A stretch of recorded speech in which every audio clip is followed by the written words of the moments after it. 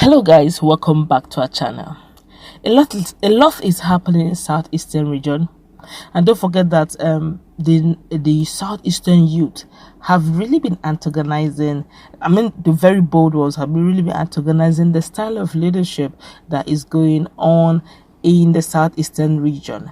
But right now, as we speak, it looks like there will be more to come if things are not watered down very quickly. But before we go into the news proper for the analysis, we'd like you to subscribe to our channel by clicking on the red subscribe button. Beside it, you see a bell notification icon. Please go ahead, click on it to get notified as soon as we update our channel on YouTube. Well, less than 2 months to its national election, I'm talking about Ohaneze Ndigbo elections, an air of discontent may have enveloped the apex Igbo socio-cultural organization Ohaneze Ndigbo following alleged subtle moves by governors in the southeastern zone to take over the leadership of the body.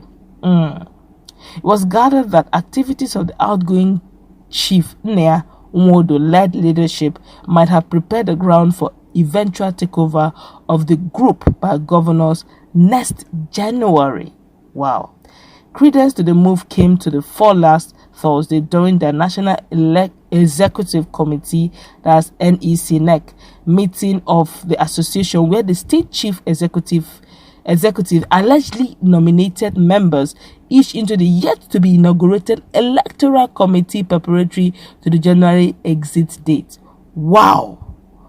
Now that will not make the elections fair. Let's continue. A source who spoke on condition of anonymity stated that the implication of the flooding the panel with nominees of state government meant that the governors will be the ones that would nominate those who will occupy the position allocated to the states in line with the rotational principle in the organization. He added that the voting delegates will be selected according to political leanings. His words, it means that those who will vote from Anambra State will be All Progressive Grand Alliance, that's APGA. That's their members that will be nominated by the governor, and that means unless you are an APGA member, you will not vote from Anambra. That's strong. It means that unless you are a member of All Progressive Congress, APC, you will not vote from Imo State, because there's no way anybody from PDP can vote from Imo State. That will also be the same situation with other people from other political parties from Enugu, Abia, and Ebonyi, because it will be only PDP members that will vote there. It will now be Ohaneze of political parties. This will certainly mark Ohaneze Ndigbo. In that regard also, candidates will be nominated along party lines. This is not the intention of Ohaneze Ndigbo by our forebears. We wanted an organization that is apolitical and should speak confidently in the interest of Ndigbo. Although we receive funding from the governors, that does not mean that they should now determine how the organization is run. He disclosed that the development might kill the organization, as according to him, some other people may decide not to participate in the election because it is going to be a charade. We are already battling with splinter groups here and there, but this will worsen things if it is allowed to continue. It will also pose a serious challenge to our program in 2023. While this news is actually gotten from Guardian, yes, Guardian newspapers, and this is actually a worrisome thing. Don't forget, I'll take a quick one very quickly. I think 2-3 days ago, Shetima Yerima warned Nnamdi Kanu that Nemesis is going to catch up on him. Yesterday, a group, one Igbo youth professionals, I don't know, with their leader, barrister, one Nwodo, thereabout, I can't remember his first name now, was the one that issued that warning that UK Israel should rein in on Nnamdi Kanu because he's trying to cause anarchy and unrest in Nigeria. Now, Ohaneze Ndigbo is an apex socio-cultural group of Ndigbos, and at the beginning, even in the days of Ojukwu respected Ohaneze Ndigbo because it's the apex socio-cultural group of Ndigbos. As when you're looking for the representation, true representation of Ndigbo, it should be Ohaneze Ndigbo. But over the years, their powers, their political powers and their influence seem not to have the total grip on the youth of the Ndigbos. I'm talking about the youth of the Southeasterners specifically. Simply because, the youth felt disgruntled that they are not given the true picture of how they want to be represented.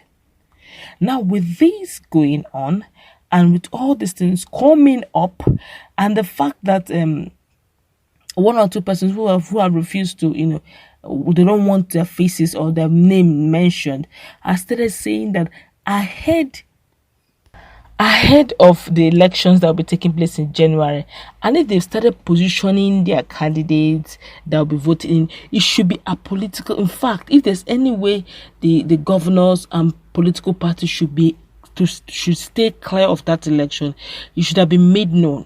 But if already subtly people are beginning to jeer in, which means by virtue of this they may be preparing one of their allies to take that position, then we'll be looking at Ohaneze APC, Ohaneze Ndigbo APC, or Ohaneze Ndigbo APGA, or Ohaneze Ndigbo APGA, or Ohaneze Ndigbo PDP, and that will not show the true picture.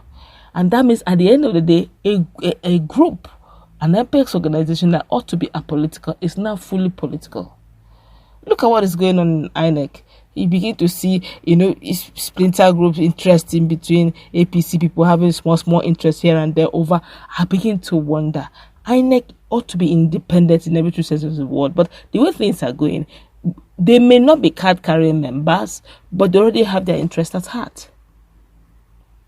If this happens, if this is allowed to happen in Ohaneze Ndigbo, then the only voice the youth will likely listen to is going to be Mazi Nnamdi Kanu's voice.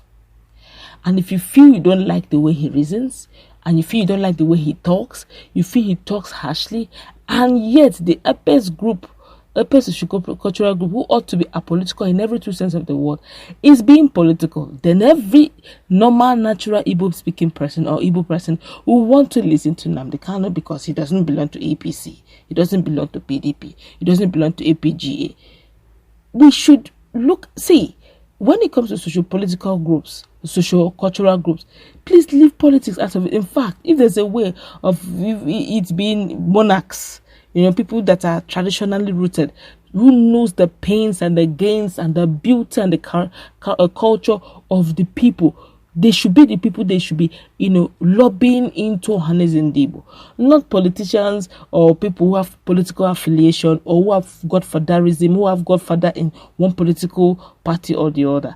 I pray, honestly, I really pray that, whatever this is, they should retrace their step and allow Ohaneze elections, Ndigbo election, to be very apolitical as it ought to be. But, the challenge is, it may not be an open thing, but if already every person seems to have their candidate in there, what it technically means is that they would all the governors, all the leaders would have an ally, an affiliate in Ohaneze group. So who condemns? Who puts them to check? Who checkmates them in case they go into SS? They will just have some sort of alliance, and it will not all go well. If the youth find out that it's an extension of the political leaders or the leaders of the Ndigbos who the youth feel that are not representing them well, it may backfire. At the end of the day, the youth will become disgruntled. I feel that at this stage, leave everything that should be socio-cultural. Please leave it as socio-cultural. Don't put politics in it again. Nigeria already is having too many politics. Let there be people who will speak in all fairness. Speak the truth in all fairness because they don't have any political affiliation. Say the thing the way it is. Okay, not because there's your godfather or the person who brought you on that seat, who made you the person that is leading that particular group is your godfather, and if you speak against him, he's going to remove you or remove the whatever changes you're receiving. But so do you begin to water your mouth, you begin to being very skeptical. In fact, you begin to water your words so that it will not come so hard. Sometimes you totally remove your eyes from whatever it is that is not going right. Posterity won't forgive you. So whatever it is, Nyamodo that is still there should please ensure that this thing remain as apolitical as he received the throneship, so that the next person who will be sitting there will be apolitical as well. Well, that's what we're going to wrap it up. I do not know how this is going to play out, but we really hope for the best for the Ndigbos and also for Ohaneze during the elections come January 2021. That's what we're going to wrap it up. Let's meet in that conversation. Let's interact. What's your take on the fact that anonymously someone is alleging that there are things going on in that group that may likely bring in panels before the time of election that may, distort the election and make it more political than apolitical? Don't forget to subscribe.